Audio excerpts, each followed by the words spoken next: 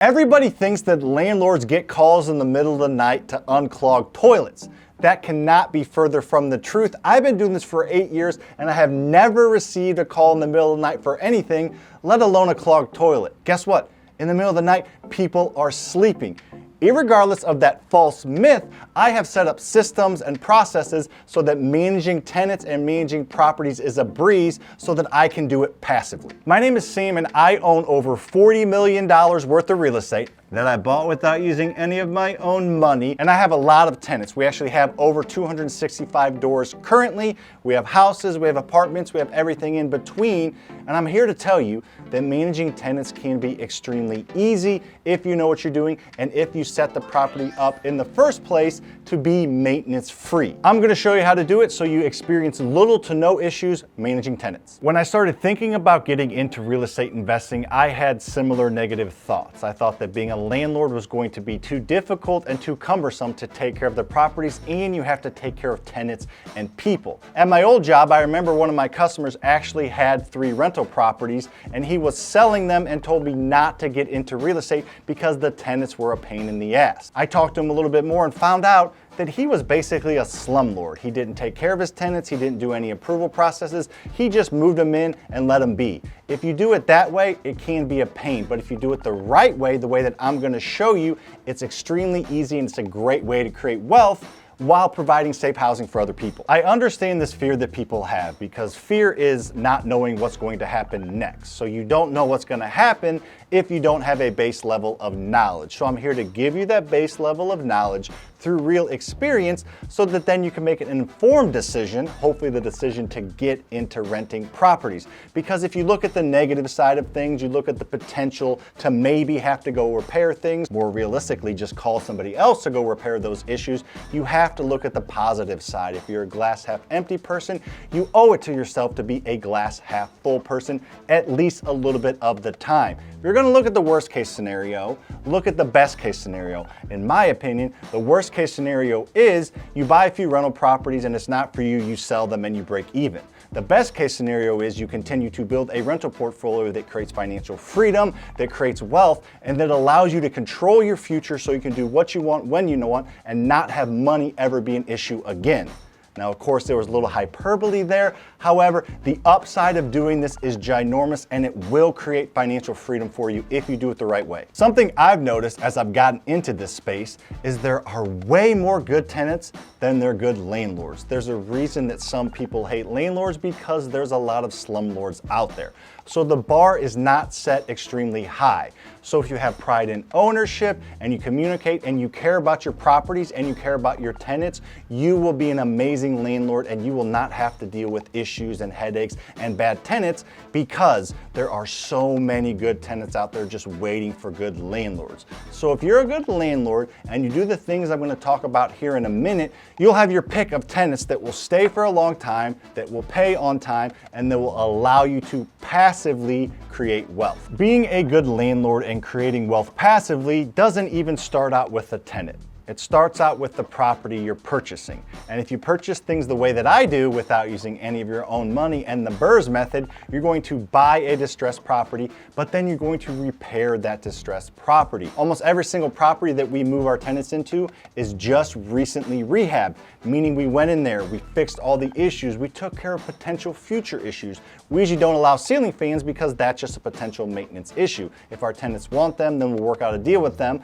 but we try to take care of potential maintenance issues while the property is vacant. So we not only have a nice, brand new, clean, beautiful house to attract the tenants, we have a property that is going to be maintenance free or at least extremely maintenance limited. We're not gonna have a little weird, unique thing go wrong because we combed through the property and took care of all those issues beforehand. We never received those calls about little piddly shit going wrong. Another perfect example is if there's a big tree, especially if it overhangs anywhere over the roof, we cut it down or trim it up before the tenant moves in there. So we're avoiding a storm or a strong wind knocking over branches on the roof or maybe out in the yard, or just avoiding any issues in the future. We take a proactive approach to the quality and the condition of our properties. So then when tenants move in, they feel like they're moving into a nice property because they are, but also we're not gonna have to deal with maintenance issues or not very many of them. We don't even go cheap on appliances. We either get slightly used appliances or brand new appliances. Because when a fridge goes out, it's a pain in the butt. You not only have to source a new fridge,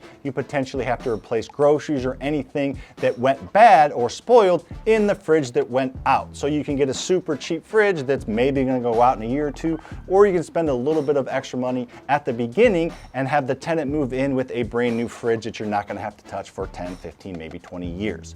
So just a few examples to show you, take care of most of it at the beginning so that when a tenant moves in, you don't have to take care of as much, because coordinating with a tenant, and maybe they have a dog they need to put away, or maybe they're at work, and trying to coordinate that with your maintenance person or somebody you hire out, it just takes a lot of work. Do it at the beginning when the property's vacant and getting rehabbed. It's just a lot easier, trust me. To completely beat this dead horse down, we even look at something that potentially could go out. So let's say a roof or a furnace. We'll have a professional look at those things, and if they say there's a high chance it's gonna go out or need repaired in the next 2 to 3 years, we just go ahead and replace it at the beginning so we don't have to do that down the line, because those 2 or 3 years could expand out to 5 or 7 years, or it could be 6 to 12 months or less. So if a professional tells us that a high ticket item has a high likelihood of going out or needing repaired in a few years, we just replace it, because if you do this right, you're probably gonna get most, if not all, your money back on that refinance, because your house is gonna be worth more with a brand new roof and a brand new furnace. So now that you have this property that is ready to be maintenance free and have a tenant move in, you're gonna have your pick of really good tenants if you do things the right way. As you're advertising for tenants or somebody else's, I'll get to that here in a second, you need to be extremely communicative, and you need to be strict when you're approving tenants. Hopefully you're gonna have your pick of a lot of really high qualified tenants, but you need to definitely do your homework and dig in. If it takes you an extra couple, 2, 3, 4 weeks to get the perfect tenant, that is going to pay dividends in the long run, because they're gonna stay longer, and they're gonna pay on time, and they're gonna take care of what they're supposed to take care of in the lease, and they're gonna communicate with you properly through the proper channels, and just take way less human capital and actual physical capital, because they're the right tenant in the right property. You may just want to approve whoever can fog a mirror and makes enough money, but you're gonna get bit if you go down that path enough times, because you need to dig in more. Somebody can make a lot of money but have been evicted in the past few years, or have serious spending issues and they're not great with their money, or lie about how much money they're making, or have somebody else like a buddy or a friend answer the phone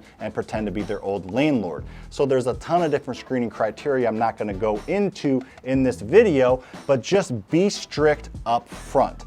Ask a lot of questions, dig in. You can put on your detective hat and your pipe and your glasses or whatever that all is, and dig into this person's past, because you're gonna be moving them into an asset that costs you money but also can create wealth. So I guess I'm just trying to say, spend extra time at the beginning to get a good tenant in place. You will make a lot more money in the long run by approving a high quality tenant, even if it takes you a little bit longer. If you're still worried about dealing with tenants, that's okay, because there's solutions for that as well. You can outsource part of this process or the entire thing. You can outsource a company to get you a tenant. Now they're gonna charge you probably the first month's rent, or maybe half of the first month's rent, but they're gonna do everything. They're gonna do the background check, they're gonna check their credit score, they're gonna talk to their old landlord, they're gonna talk to their company, they're gonna talk to their employer. They're gonna do all that for you. It does cost money, like I said, but it's kind of nice to have that off your plate if you don't want to go down that path and do all that yourself.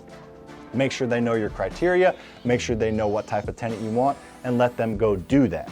Now they're going to do that, but they're also going to utilize technology to do all that for them that you can do yourself. So you can hire out just the leasing part and then manage the property after the fact, or you can hire out the entire process. Every single market has property management companies that will fill your property, and then they will also manage it after the fact. And again, this costs money. It's usually maybe 7 to 10% of rent. So if your property rents for $1,000, they're gonna charge you $70 to $100 a month just to manage it, on top of any other maintenance or issues that come up.